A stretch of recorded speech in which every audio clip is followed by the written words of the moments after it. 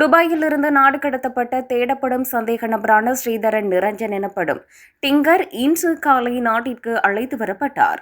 இன்று அதிகாலையில் கட்டுநாயக்க சர்வதேச விமான நிலையத்தில் வைத்து கைது செய்யப்பட்ட அவர் குற்ற புலனாய்வுத்துறை அதிகாரிகளால் பேலியகுட போலீஸ் நிலையத்தில் ஒப்படைக்கப்பட்டார். சந்தேக நபர் கொழும்பு 15 வசிக்கும் 36 வயதுடையவர் என போலீசார் தெரிவித்துள்ளனர். சந்தேக நபர் ஒரு ஒழுங்கமைக்கப்பட்ட குற்றம் மற்றும் போதைப்பொருள் கடத்தல்காரரான பழனி ஷிரான் குளோரியன் எனப்படும் கொச்சிக்கடை ஷிரானின் நெருங்கிய நண்பர் எனவும் அடையாளம் காணப்பட்டுள்ளதாக போலீசார் குறிப்பிட்டுள்ளனர்.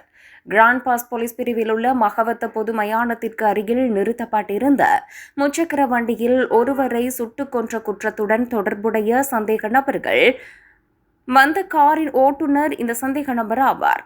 மேலும் 8ஆம் மாதம் 19ஆம் திகதி அன்று பேலியகொட போலீஸ் பிரிவில் உள்ள ஸ்ரீ ஞானரத்ன மாவட்டத்தில் ஒருவரை சுட்டுக் கொன்று மற்றொரு நபரை கடுமையாக காயப்படுத்திய குற்றத்தை செய்ய தேவையான துப்பாக்கிகளை கொண்டு சென்ற குற்றச்சாட்டிற்காக அவர் தேடப்படும் சந்தேக நபர் ஆகும்.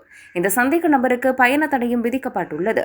மேலும் இதுவரை நடத்தப்பட்ட விசாரணையில் சந்தேக நபர் ஆகஸ்ட் 19ஆம் திகதி வெளிநாடு சென்றிருப்பது தெரியவந்தது.